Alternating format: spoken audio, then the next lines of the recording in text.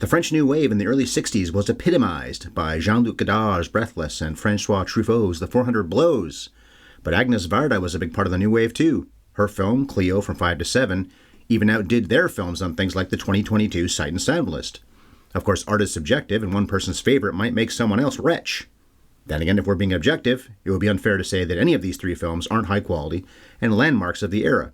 You know what else is high quality and a landmark of its era, Bev? Is it Sparkplug Coffee? It's Sparkplug Coffee. Sparkplug is the freshest, fairly traded, premium Arabica beans in Canada. They deliver to the front door of Canadians and Americans within a week, and we north of the border yokels pay 0 francs for shipping. 0 euros. $0 for that matter. 0 anything when it comes to shipping in Canada. They've got all kinds of blends and roasts. We're safely into the summer season now, so try ordering something that suits this time of year. You can do that because they offer a rotating seasonal blend. And if you prefer to drop half calf or decaf into your mouth, then go ahead and order either of those kinds. So you're on your way to buying something magnifique, but let's make it even more enticing. Set up a membership in the Autopilot Coffee Club. Pause or cancel any old time, especially if you're worried that you might have a fatal disease and hot drinks are not a priority right now. Membership, though, gets you perks and deals and you will save money on every order. You can even customize to get your orders when it suits you. I say no to anyone who would blow off this as a blah Coffee of the Month Club. The website is sparkplug.coffee/HYES. Putting our HYES promo code in the appropriate box will save you 20% off your next order. Get something great and even get a nice little one-time discount. Sparkplug.coffee is the place to go. Well, that's enough promoting. Cleo awaits. Cue the music man, Beverly. And action!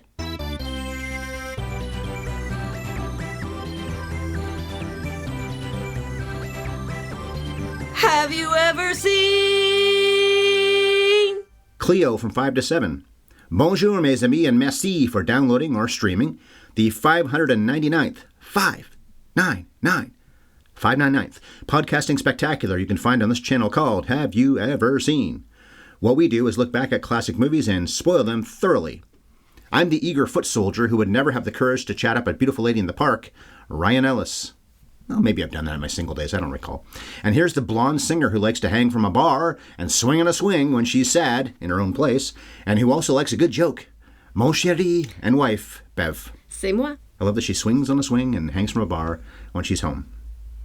The coming attractions opinion question for Cleo from 5 to 7 is, what would you do for a few hours if you were waiting to find out whether or not you have cancer? I would find you, but I would not tell you what's going on. Instead, I would find some way to extract elaborate promises from you regarding what you would do if I ever got cancer. And maybe I would shore up my health insurance.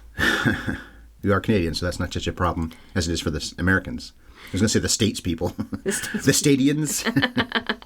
What would you do? Probably panic.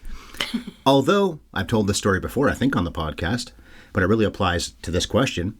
I had an incapacitating vascular headache a few years ago that the ER doctor thought might require brain surgery. Maybe, possibly, could have gone that way. It was either going to be a vascular headache or a brain aneurysm, they said. There you go. While I waited for the results of the test to come back, you had to go home in the middle of the night to take care of the dogs, feed them, and let them out and water them and such. Pour water on them like a plant. Yes. And get us something to eat because we'd been in the hospital for about 7 hours as it was. While I sat there alone in a room in the ER at 1 a.m. and was feeling a lot better, I almost just wanted to go home with you. But I figured, well, if I am dead soon because of whatever might be wrong with me, or if I die on the operating table for that matter, because of course that's a possibility when they cut your brain open, well, it could be worse. I had an okay run. At that point, I was 48 okay years. I'm not saying I don't fear death, but it was closer than it had ever been before, and the thought of having to face it really didn't scare me all that much that night. You learned something about yourself that night. Life is worth losing sometimes. Oh, wow. I'm not that important. Can't live forever. Okay then, Cleo from 5 to 7 was released in France, on April 11th, 1962. Then it was shown over in this part of the world later that fall. It's hard enough to find box office information for movies this old, even when they're American-made. But a French film with a limited run over here? Nearly impossible, at least for me. I'm not sure if it did well here or not. But Bev, this motion picture is more than 60 years old, so please remind us what it's about and give us a skinny on Cleo from 5 to 6:30, because the movie does end at 6:30. Cleo, a beautiful French pop singer living in Paris, has to wait 2 hours to find out if her mysterious illness is cancer or not. She fills the time by visiting a psychic, having a coffee with her assistant, hat shopping, meeting her lover briefly, getting some work done with her songwriters, freaking right out, changing clothes, meeting her friend who's a nude model, meeting a kind soldier who promises to accompany her to the doctor if she sees him off to his return to the front in Algeria. Cleo learns that she does have cancer, but it's treatable, and she finds that after her hours of reflection, she's not scared anymore. She's just happy in the moment. The movie's a real-time film as well. It is set over 90 minutes, and the movie is 90 minutes long. So 5 to 7 is not really truly accurate. Put your glasses up. Yeah. In a nutshell, she's got the cancer, and we'll find that out on a Tuesday. One of my favorite Forrest Gump lines is about his mama. She got the cancer and died on a Tuesday.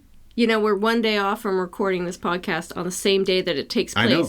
Because it takes place on June 21st, and it's June 22nd right now. I was recording going to bring that up soon. Yeah, it's summer literally as of 24 hours ago, and this movie's set on the first day of summer. And we were going to record yesterday, but stuff came up that's too boring to explain. And we ended up sitting on the porch. I don't think we went until almost 10 o'clock at night, and because we're here in Canada, it was still just a little bit light outside. Yeah, it seems like it was, the longest day. And this seems like it was a nice day that she was not enjoying, I guess. But then she could at the very end of it. Okay, the Rotten Tomatoes numbers are quite strong for this, not surprisingly. 92% of critics like the film. There are 49 fresh reviews and 4 rotten reviews only. 8.6 out of 10 is the average. 89% of audiences. It's also one of Roger Ebert's great movies. I didn't read the review, but it's in the list of great films he did over the years. And it was 14th on the 2022 Sight and Sound list. It was on the list before, but it was ranked in spots like 207th and 289th before 2022. And that did outdo Breathless and 400 Blows. I'm not sure Breathless was even on there. I couldn't find it at a glance. No, maybe it was. I think actually it was, yeah. But 400 Blows was higher than Breathless, I believe. Anyway, point is, this outdid both of those, and yet there it was in the 200s for many years before that. But 2022 on the Sight and Sound list was the year of women-made films that went way up, including Jean Dielman, the #1 movie. I know part of it is because they instructed people to pay more attention to marginalized filmmakers, and Agnes Varda is going to be top of everybody's mind. But I also feel that this movie has been gaining in esteem. Like, I feel like it's been having a moment. We're both on film Twitter, so to speak. We follow a lot of people on Twitter that talk about movies. And I feel like I've seen Cleo 5 to 7 content a lot lately. So what do you think of this movie that's set in real time and was filmed all over Paris? Cleo from 5 to 7. So this is the second time I've seen it, and I definitely enjoyed it more the second time around. Whenever a film has an unconventional narrative like this, I always need to see it twice. I can't help myself from trying to make sense of a plot the first time I see a movie. And this is a film that just needs to wash over you. So I liked it a lot better this time. It really drew me in. It's so beautifully shot. Corinne Marchand, she's just perfect in every way as Cleo. I really love her. And considering the subject matter, it's surprisingly light and fun. There's something about it that's buoyant. I've only seen 2 Agnes Varda films, this and The Gleaners and I. They both convey this real joyful creativity. She seems like a filmmaker who just lives for this. Gleaners and I was on the list too in 2022. I love that movie. Another one of her films, I think I've seen it. I just love the title, though. I love this word, vagabond. So I keep on saying it was actually not over 2 hours. It's an hour and a half. And one of the reasons why they did it that way, or why Varda, who wrote this as well and directed, did it that way is because, especially in that part of the world where they eat dinner later than we do. So this is that time frame between work and dinner, for one thing. So people are available, and a lot of people are still in the shops because they weren't really fully closed yet, or they're open later into the night, I guess, too. But it's also the time to have an illicit affair, which is a more common thing in Paris and Europe than it would have been in America, because you've got that time frame. You've left work, and a lot of times they don't eat till 8 or 9 o'clock at night, or even later in Europe. They never make it explicit, but I always had the suspicion that her lover, that can only come and see her very briefly, is married. Oh, I think so, yeah. Yeah. Yeah, we see him in one scene. Antoine is actually, I believe, second billed, and he's in a lot of the movie, but it's only at the very end. Mm-hmm. He's in the movie probably second to her. Maybe Angela. I don't know. We don't see her after a while. At the beginning, yes, and then we don't see her again for a long time. And her friend, what's her name again? Dorothy. Dorothy, yeah, with an accent, whatever, I guess. By the way, Agnes Varda online is, how's it go again? Let me see. Agnes? It's an accent on the E, and it's, I think the reverse one is how that works, accent grave. It's grave, yeah. Is it Agnes Varda? Or no, is it... an aigu gives it the A. Grave gives it the So it's Agnes, flatter. Probably, and I don't think they would say the S. Agnes. We'll say I'm going to say Agnes. Yeah. Listen.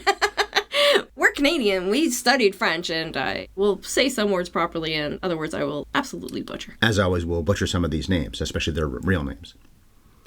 But the movie does start, even though it's a black and white film, otherwise, it's black and white entirely, except for the opening sequence where we see a fortune teller, although when we see her face and Cleo's face, they're black and white. It's just the cards. But the cards are in color. Very nice touch because it's just and the table's color as well, I believe, but of course the cards.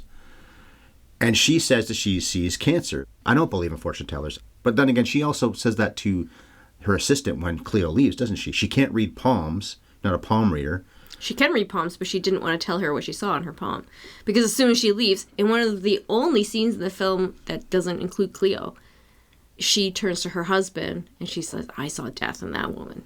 Well, Cleo was in the scene a few seconds before. Why would the movie show us that at all? The whole beginning of the film is making it clear that she's going to die. I know it's left up in the air because the doctor's like, 2 months of treatment and you'll be fine. But I think she's going to die. You believe the fortune teller then? Why else would you include that scene? Maybe Varda's... Why would you include a scene that Cleo's not even in? Because you could say, well, you include that scene because you want to see Cleo's state of mind. Okay. But then why include that one brief scene? If she's not present. It's just for the audience to see. So they are correct that the cards are predicting cancer, and we do learn later that she does have cancer. So why not assume that it's also correct that she's going to die? And even if you have a benign or, it's not the worst kind of cancer, it's still cancer. And it was the 60s. Cancer was even more of a death sentence than it would be now. So she leaves that fortune teller's place just after 5 o'clock, and we see these blocks of time each time, and they're very specific, too. I didn't write down the numbers, but it'd be 5:02 to 5:13, not 5:15. Not the quarter-hour marks. It's whatever time she wants to pick, meaning Varda. And she looks in a mirror, I believe, and says, as long as I'm beautiful, I'm alive. Yeah, huge theme of the film right there. Another thing they introduce right away. What do you think of that? Well, I think you have a beautiful woman who loves being beautiful and doesn't really know how to do much except be beautiful, how to be seen. Her appearance to the rest of the world is her identity. She spends the first half of this movie admiring herself in the mirror, getting dressed up, wearing the wig and the elaborate, silly dressing gown that she wears for her lover, always concerned about how people see her. There's mirrors in every scene, everywhere. And then at some point, she just has this crisis right at the halfway point of the film. She takes the wig off. She puts it down on a mirror, on her full-length mirror in her apartment. And then she goes and she wanders the city. And from that point, we do see a couple mirrors, but they're distorted. They're broken. There's something written on them, so you can't really see them. And then the very last mirror that we see is the one that Dorothy breaks. So she meets her friend Dorothy, who's a nude model. She says, I don't know how you can model nude. All I would do is worry about people seeing my flaws, which of course is absurd. This is the thing. We have some pretty good-looking friends, and they are the people who are the most obsessed with their flaws. Self-conscious, yeah. They worry about their appearance more than you and I do. I'm no slouch or anything, but I've just never been a hot girl. Sometimes I think that it's a gift to just be normal, average looking, because when you're beautiful, it becomes such an overwhelming part of your identity. She loves the attention in the beginning of the film, but she's also panicked and terrified. And then when she makes that transition to somebody who stops worrying about how people see her, she dresses differently, she's not wearing her wig. She just behaves differently in the world at that point and lives more in her body, lives more for the moment. It's then that she can become okay with the possibility of dying. Everyone spoils me, no one loves me, she says as well. The love is admiration. It's not really love. Versus the true connection that she has with Antoine at the end of the film. Well, he did talk her up partly because she looks like this, I think. Of course, yeah. I mean, it's so French that she's just in a park trying to mind her own business. And this guy gets right up in her face and starts talking to her. And I'm like, oh my God, this is the 60s. If you made this movie today, you could never have them meet that way because he comes across as a creep right away. And you kind of have to adjust your expectations when you see, oh, no, she's enjoying his attention. Asking someone something or talking to somebody doesn't make you a creep. It's if somebody clearly doesn't want you to keep on talking to them and then you keep on pursuing. Fair enough. That's the problem. Yeah, he just approaches her, but he's very in her face. He gets really close to her. And we'll get to that ending a little later on. But back to the way she handles all this stuff, I said it when she took off the wig. I generally don't like wigs on women if you know it is a wig, but I think she looked as good as she looks in the second half. Better with the wig on. You didn't agree.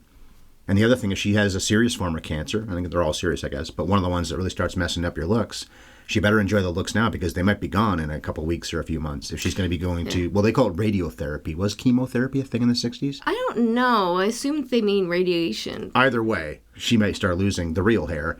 and looking bad, as a lot of cancer patients unfortunately do. So this woman who is vain about her own looks and knows that people treat her for her looks won't have them much longer if she has a real bad form of cancer. If she even gets that far, because, of course, you could die sooner.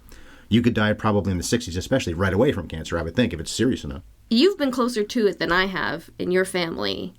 But it seems to me that it is something that just strips your ego bare, and you have to build back up from scratch when you're done. Forget even just your looks, any kind of vitality that you have, your health, your strength, your energy, you're robbed of it in order to fight and survive this disease, and sometimes it doesn't even work. And she smokes when she's at home. Is that a good idea for somebody who might have cancer? Well, it was the 60s. They probably did have doctors be like, smoke them up. Doesn't smoke much, but she does smoke France. Yeah, true. But she does smoke at home. I don't know if she smokes again in the whole movie, but definitely in that one scene when she's home. Also, when they're on the way home, she and, is it Angela? Yeah, it's the same thing, an accent grave on the E in Angela. So they're in the cab together for a long drive as well. This is one of those... Because it's real time movie, yeah. It's quite a long drive. And we hear the radio talk about Algeria. Mm-hmm. And, of course, the movie... Is it called Z? No, Battle of Algiers, or Battle for Algiers? Battle of Algiers, I think it is. The later 60s was based on the real battle that Algeria had with France. And Algeria, I guess, won because they became their own country. But that's a verisimilitude right there. We've got a real conflict happening on the radio in the background as they're driving along, and she's thinking about, understandably, very selfishly, my little life. But here's something where a lot of other people are dying. And then we have the tie-in at the end with her meeting a soldier who's going back to Algeria to fight in the front lines. She may never see him again because of that, although maybe he's not a frontline soldier. I forget if he is or not. Well, he's worried he's going to die. Part of the reason that they can connect and bond is because they're in similar situations. They're both very scared for their life.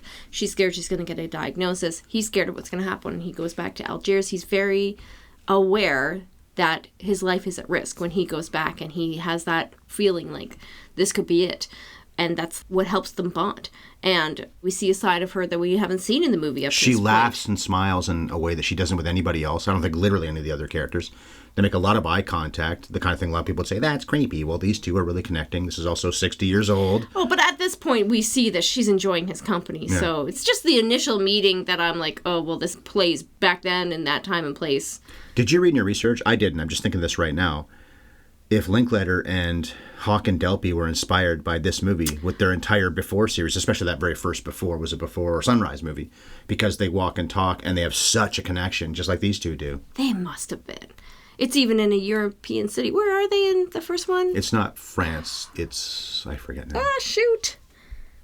The second movie is in France, because that's where she lives, and he's there for a book signing.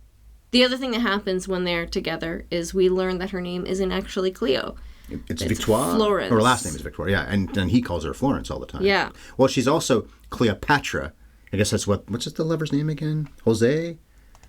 So Jose calls her, I think, Cleopatra. I wrote it down, so I'm pretty sure that's what it is. And that's why Cleo comes from that. In fact, in the credits on IMDb, it says Florence, quotation marks, Cleo, Victoire. That's her name. Bob and Maurice come over as well. Bob is played by Michel Legrand, who's the composer in this movie, and he's more known as a composer than an actor. He acted sometimes, but he's actually pretty good in his small little role here. And he actually plays piano, because of course he can. And she sings a song about death, and that's after, of course, the whole thing where they come in, all women like a good joke, but she's not in the mood for a joke. And she gets mad after the song about death, which I guess is pretty thematic. This didn't really work for me. Like, I only understood the point of the scene when I read about it afterwards, and the idea is supposed to be that they don't see her as a creative collaborator. They play the song, they tell her what to sing. She says, this song doesn't speak to me, this is not me, and they don't want to listen to her.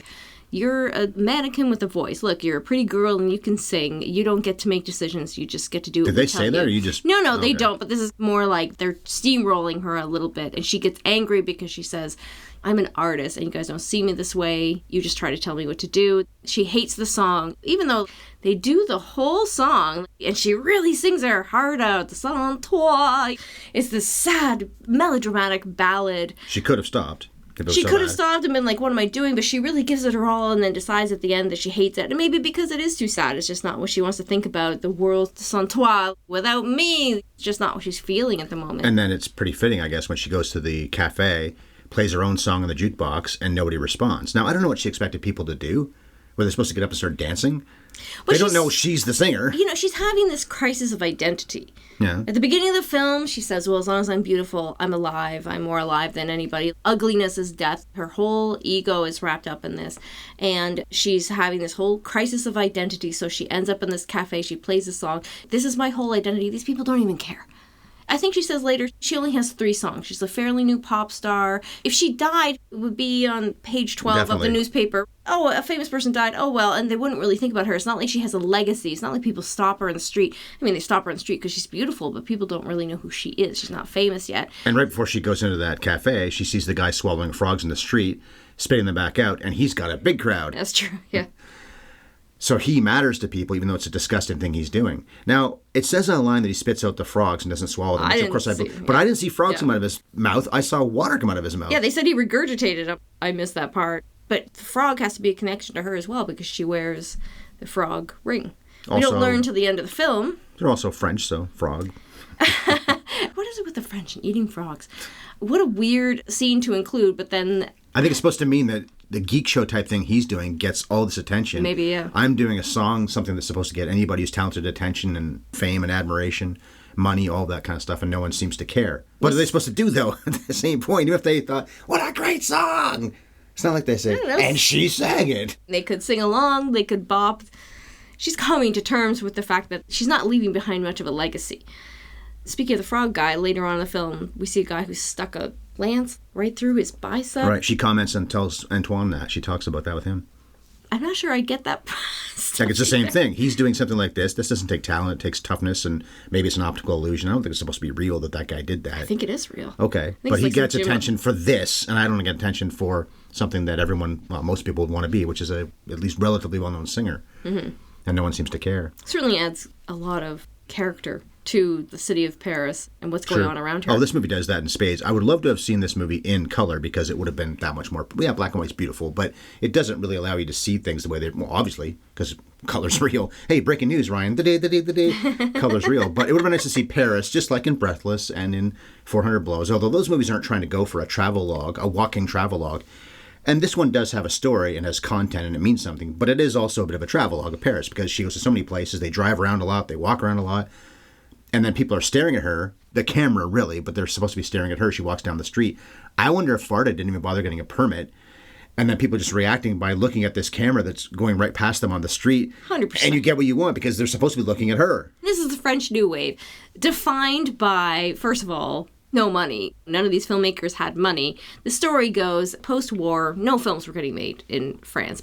All these people still lived there that were very passionate about movies, and that's where you get these great film critics, Truffaut famously, the Cahiers du Cinéma, and then when finally it became possible at all, these critics started making films. That's not Varda's story. She started as a photographer and then became a filmmaker, but That's Kubrick's story then. he was a photographer? Yep. Oh, that's right, he was. Look magazine. That's right. Her eye is amazing. Well, the movie looks really great. Of like all the new wave filmmakers that we've covered, I think she has the best film literacy. She can make a shot and she's so creative. She just has so much fun with the camera. She does all these different things, all these scenes, even inside the movie, all these different ways of looking around at things. This is something I love about The Gleaners and I. It's one of the early digitally shot documentaries. And the beauty with the digital camera is it's small, it's light, it's cheap, you can shoot as much as you want, and she takes full advantage of it, and she does all these silly things with the camera, almost like what a kid would do when they're given a camera for the first time. It's just such an effervescence about her style in these two films. I've got to watch more Varda. I never have really loved the French New Wave, aside from 400 Blows, which is a film that I love with my whole heart, and another very Paris film. And we covered it. Yes, that's right. It was 400. We were about to approach 600. It was episode 400 that we did 400 Blows. That was your idea, yeah. And we haven't done Breathless, but we've done 2 of the big 3 now from that time period. Well, speaking about movies and filmmaking and whatnot, there, of course, is the movie within a movie. Anna Karina, Jean-Luc Godard. Now, we've covered Godard, and recently, in fact, we did Contempt. That wasn't really the new wave. That was about 10... No, it wasn't 10 years later. It was only a couple years later. Okay, maybe that's considered new wave, too, but that was more of a big-budget, glossy color movie. Anyway, we did cover that a few months ago. But he's in it as an actor. In fact, he's, I think, the main actor of that little film they have within the film. Michael Constantine's in that, too. That name, is he the father in the Big Fat Greek Wedding movies? I think he might be. Is it Michael Constantine? Maybe I have the name wrong. Let's see. Eddie Constantine. No, I think Michael Constantine is that guy from Big Fat Greek Wedding. Eddie Constantine is one of the actors in the silent film. Yves Robert, Danielle Delorme, Sammy Frey. I think they're supposed to be fairly well-known people over in France as well that were in the movie within the movie. And it's after that when she breaks the mirror that's supposedly the omen. She thinks, an omen, oh my God, I'm going to die. But a man is killed at the Tabac Cafe, and Dorothy says, oh, the omen's that he was going to die. Don't worry, he's going to die. Screw him. I wonder what he died. Did they say why he died? Well, I think it was an accident because there's the fractured glass, another broken mirror. So you could say, well, that's clearly the bad omen there. You have 2 broken mirrors here. So let's get to the ending then. Again, we've already talked about it here and there, but so he's a soldier, Antoine is a soldier on leave from war, and we know he's going to go back, and at the very end, that's the point. I'll go with you to the hospital, then you go with me to the bus where I have to go off to the front line. He says during their conversation he'd rather die for love. He thinks it's stupid to die in war, he'd rather die for love. When they go to the hospital, they're on a bus. I didn't see them pay. Can you get on a bus for free? And maybe you can. I don't think so. Maybe they just overlook that. You can if you look like her. Maybe that's it, yeah. And that's where they start making a lot of eye contact, and she's laughing. But they find the doctor is not there. He's already gone home because it's close to 6:30 at this point. It must be about 6:20 or so because the movie's almost over. And they hold hands in a garden. She gets his address. That's when the doctor drives up and says, like you said, you've got cancer, but a few months of treatment, you'll be okay. Antoine doesn't want to go, and they smile at each other for the last time on their, I think, walking as they do that, walking and talking type of thing. Like I say, the before movies reminds you of that, doesn't it? But your idea where she might get cancer that's actually going to take her out, then this is a bittersweet ending rather than a sweet ending. I think it's a sweet ending, even if it takes death to force you to become actualized. All right. What is the phrase? An unanalyzed life is not worth living? That sounds right. I might be butchering that a little bit, but the point being, without this scare, she would have just remained this flighty, unhappy, beautiful woman getting by on her looks, coasting on that shallow life, whereas even if it takes death, it's better for her to overcome that. And it is nice to see someone who is unhappy be a little bit happy with this guy for however long that lasts, maybe 20 minutes of the film's running time. It's a beautiful connection, and it feels cathartic. Well, Corinne Marchand had a long career, but not a lot of credits that stood out. Travels with My Aunt is a movie I've heard of and I may have seen, but that one stood out to me. And she's uncredited in Gigi, which came before this. Best Picture winner. That's one of the ones that won every Oscar is up for. We talked about that when we did Last Emperor. That won every Oscar. Return of the King did, and so did Gigi. Antoine Boursier, maybe is how you say his name. So he's Antoine. Only made about 15 movies, and he also directed a few times. Dominique Davray, who is Angela, whatever, Angela, was uncredited in To Catch a Thief, the Hitchcock film, what's that, 7 years before this? But was mostly in French films. Most of these people were. Dorothée Blanc, who does play and this is one thing I brought up to you too, she plays Dorothy, the one who poses nude. This movie showed in America that same year, later that fall. I wonder, I didn't read this online, if they cut out that scene, at least part of the scene where she's a nude model, because you see her upper half pretty plainly, and you could not do that in American films. They didn't have, or did they have an R rating? Well, even if they did, you did not see nudity in movies. Could you show a in the butt? early 60s. Because it's really not that much you would have to cut out if you have to cut out the frontal nudity. I don't know. She's a more important character than we're giving her credit for, because I think she offers Cleo a vision of what life could be like if you just don't worry about your looks. She says to her, I could never do what you do. I would worry about my flaws. And I think Dorothy's response is something to the effect of, I don't see my body that way. I take joy in my body and all the things it does for me. She's beautiful, so... No, she's nice looking. Okay, and she has a lovely figure. But the point is, she doesn't really care. She doesn't think about it. And neither do the sculptors who are in there. They're not ogling her. They're working. And you don't get that same leering voyeurism that you get with all the people who are admiring Cleo or catcalling at her. She does get a lot of creepier attention, as well as what she might consider positive attention. And Dorothy also seems to be, maybe not in love with, but certainly in like with Raoul, the guy who works in the cinema.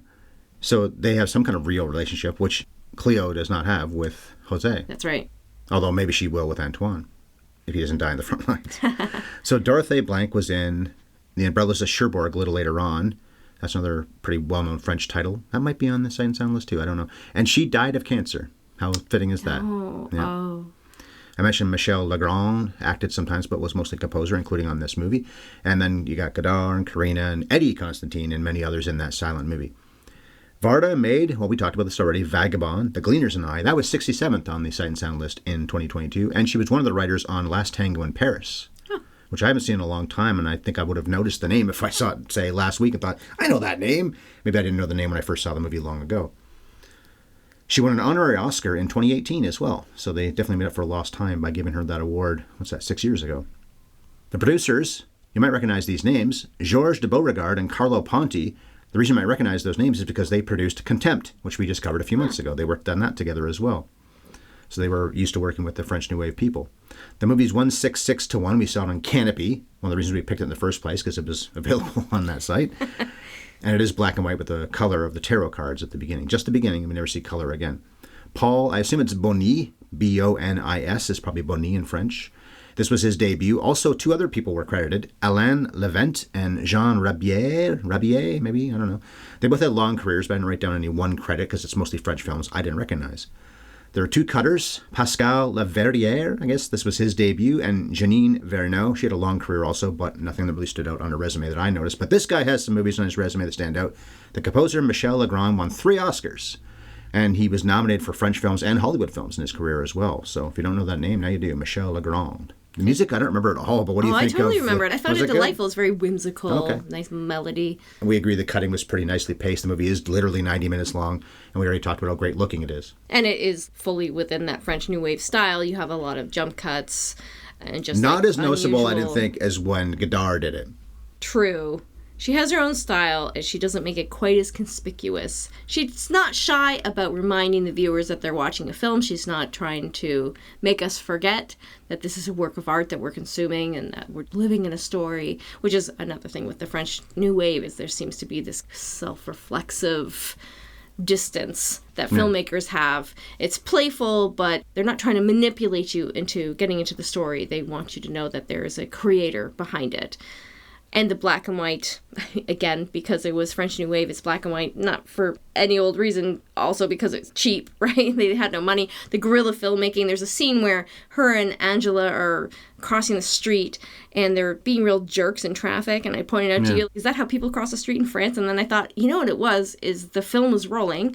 Those cars are not part of the film shoot. I'm walking here. But it's probably just 2 actors that are like, oh my god, we have to get across the street. We're shooting here. This is the scene, and we're just gonna have to make these cars wait. It looks rude to us, but it's probably because this is shot guerrilla style. None of these background actors are getting paid for their work for passing the camera staring at it. Don't know that a movie's being made either. Yeah, exactly. We see them staring at the camera, and I really do think that they probably just walked down the street with a camera, and maybe Agnes Varda was making a scene and trying to get people's attention. Because that's how Cleo thinks they're looking at her. It makes sense. If they look with weird faces at this camera, that certainly fits what the scene's supposed to mean. This film deserves all the credit that it gets for being innovative and creative. There's just this lightness to it. It's very fun. I don't think I want to see... Well, maybe we'll cover Breathless, so then I'll watch it that way. But gun to my head, I got to watch one of the Truffaut... I like Truffaut the best of these 3 filmmakers. Me too. But of the 3 films we keep talking about, Breathless, 400 Blows, and Cleo From 5 to 7, the best movie, it might be this one. I think 400 Blows is a better movie, but I like this movie better than any of the Godard we've ever seen. Yes, I think this is better made than Godard's movies for sure, and I think this is better made than 400 Blows even. Although that was a good movie for sure. I don't think I really love the French filmmakers the way I... You and I are kind of the same on this. Japanese, Italian. I respect the French New Wave. Obviously, it deserves so much credit. But it's just something I've never emotionally felt very connected to. It's fun. It's interesting. It's artistically exciting. But other than 400 Blows, which is a movie that actually does get under my skin and get in my heart. I love that kid so much. I just feel like there are movies that I watch, but I don't feel. Maybe it's because of the French ennui. There's nothing ennui about this. There's nothing despondent No, but the French about mentality is thought to be an ennui, and it's not true about Italians and Japanese. Or Swedish with Bergman. Although I think the French New Wave is exciting. There's just such a brightness to it. The fun thing about it is that it's fun. They just were taking chances. And the influence is immeasurable. You can't get through a film class without doing a full unit on French New Wave. Is very, very important. It's the bridge between the stuffy studio Hollywood films and everything exciting that happened in the 60s and 70s. Everybody talks about the 70s being the greatest era in Hollywood. Well, that would never have happened without these French filmmakers. Yeah, the filmmakers from other parts of the world in general, but especially the French. Yeah. If I had to rank my 10 favorite non-American directors, I don't know if any one of these three would, meaning Truffaut, Godard, and Varda, would make that list. But that's with respect. It's just that I like Bergman more and Kurosawa more and Fellini more. Actually, Truffaut would make my top 10 because I love Day for Night, even though it's not really a true Truffaut film the way you think of it. And I think he's the best of the three of these people. And what's his name? Renoir as well as part of this? Not Jean Renoir because he came before them. He was good. Oh, yeah. He's got to be on the list somewhere, too. What happens next?